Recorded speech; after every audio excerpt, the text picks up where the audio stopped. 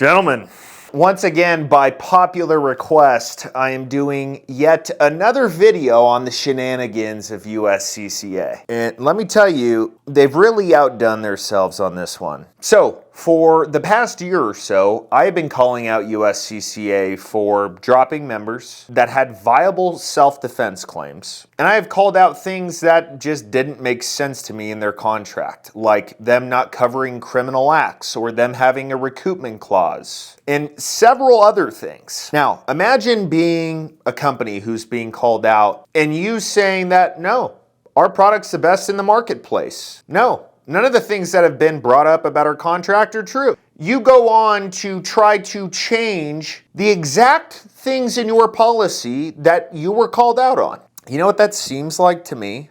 I don't know, it's just my humble opinion, but it seems like you're telling everybody that you had a flawed contract in the past and that people have been wasting their money paying for a flawed insurance-based coverage. Imagine being a USCCA member right now. I mean, what are you thinking? Hi. What have I been paying for again? And you know what's the most interesting part? Instead of coming out and saying, yeah, you know what, there was some flawed parts about our contract. Yeah, we have dropped some members that we probably shouldn't have. And we want to apologize to people and try to make it right. They just send this mass email out to people hoping that it'll change their mind about their service. Have a little integrity. Have a little accountability. Well, let's go over these changes because USCCA has alluded to me and attorneys on retainer making misleading claims or false claims. So let's see if anything in their new contract can be misconstrued as misleading. Let's start with a fan favorite. One of the things that I called out USCCA on was the fact that criminal acts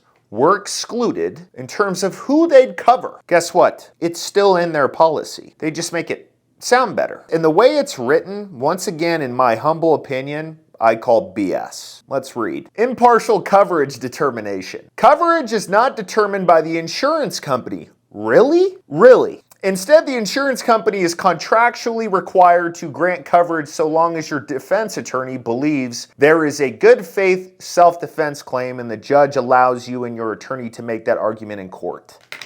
Okay, let me make sure I get this right. You're telling me that an entire insurance company that hires people that make decisions purely on if they want to cover your claim or not are going to say, you know what? No one in our company is suitable to make these decisions. So what we're going to do is we're going to go to the person who made the claims attorney and we're going to ask them how to spend our money. Coverage is not determined by the insurance company. You really think people are going to buy that? I don't personally know one insurance company in the world that is going to say, you know what, we're going to let other people decide how we spend our money. But let's just play along for a second, okay? I want y'all to pay attention to the exact wording in this email. As long as your defense attorney believes there is a good faith self-defense claim and the judge allows you and your attorney to make that argument in court. You know what? That sounds too familiar. That's right. That's exactly what happened before USCCA dropped Kayla Giles. We now have two licensed members of the bar, at least.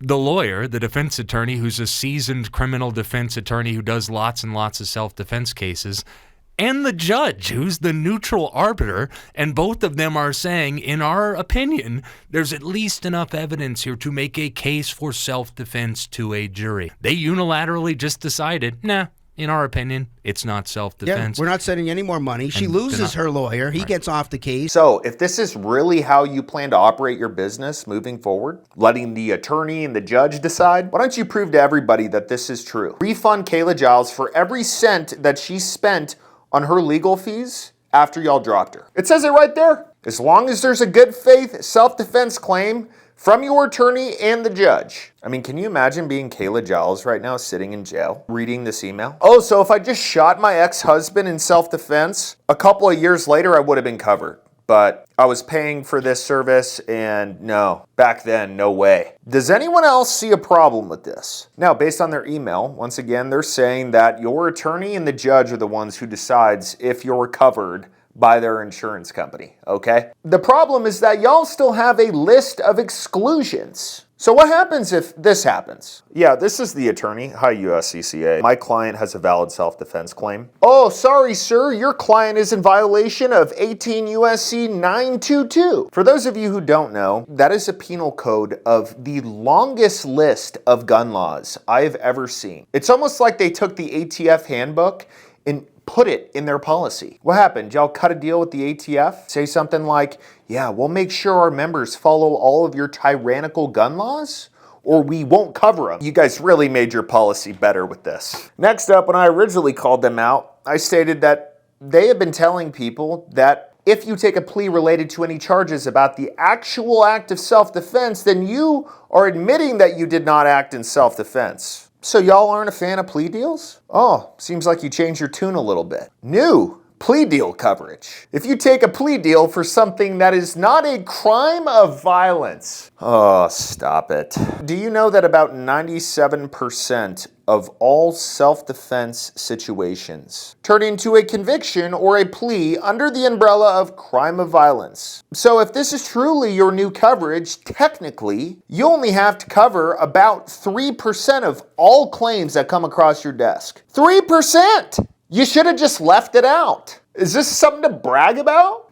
Hey, how many claims do y'all cover? I don't know, probably like 2 to 3%, maybe. Just depends on how fat we want our pocketbook that year. And lastly, but certainly not least, we brought up that USCCA is required by law to have a recovery and recoupment clause in their contract. Why? Because you can't pay out an insurance claim for a criminal act. You can't. It's against the law. But I'm the one who's misleading, right? I've been misleading people and making false statements, right? All right, well, let's check out your update. No elective recovery or recoupment of expenses. I like what y'all did there. Very good with words. But then we go down to the bottom. This revision to the policy ensures that this can only happen if a government agency forces them to do so based on applicable law. So what does that mean? That means USCCA isn't going to directly ask you for your money back. They're going to blame it on, well, the law requires it. What did y'all change? Y'all just put some fancy words, no elective recovery. Okay, no elective recovery, but it's still required by law.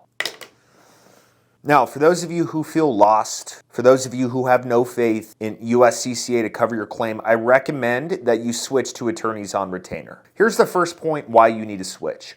When you call USCCA's hotline, when you're in a self-defense situation, you're not talking to an attorney, which means it's discoverable in a criminal case. They can use that against you in court. And we have a real-world experience with it. They tried to do this to Alan Coley. Now, the prosecutor filed the paperwork too late, but if they filed it on time, they most likely would have used that against him in court, and it could have changed the verdict. When you call attorneys on retainers hotline, you automatically have attorney-client privilege. That is such a huge plus for attorneys on retainer. Attorneys on retainer covers bail. They cover everything up and until your trial. They cover you at trial. And if you take a plea deal that USCCA won't cover unless it's what is it again? Unless it's not a crime of violence. Attorneys on retainer is not dropping your coverage. Now, if you're convicted or you take a plea deal that is a criminal act, attorneys on retainer isn't asking for their money back like USCCA can where the law applies. So in my opinion, there is no comparison here. Attorneys on retainer is the best self-defense coverage, hands down. And what we're doing right now for y'all is we're giving you $50 off your sign up. There's gonna be a link and code below the video. If you invest in your freedom like I do, and you wanna make damn sure that your claim is covered in a self-defense situation, and you don't have all these exclusions, then I would switch to attorneys on retainer.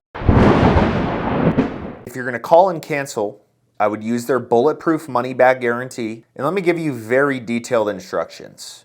If you want to sit on their customer service line for 40 minutes listening to a used car sales pitch in order for them to try to save your membership, by all means, go for it. If you don't want to do that, call them up, ask them for your money back, and just tell them you sold all your guns. Then there's no conversation. So, how do I end this? I am embarrassed for the entire Second Amendment community right now. It is embarrassing that a company who has made mistakes is unable to own them. So here's what I recommend for USCCA. Genuinely. In my opinion, you're admitting that everybody who's paid for your service has been paying for a flawed contract. Why else would you have to change your policy. My recommendation is everyone who's been convicted under your watch that you wouldn't cover because of the things in your contract, you should write their families a handwritten letter saying sorry. You should also include a check for whatever conviction they got and for how much they spent on attorneys on their own. This is beyond wrong.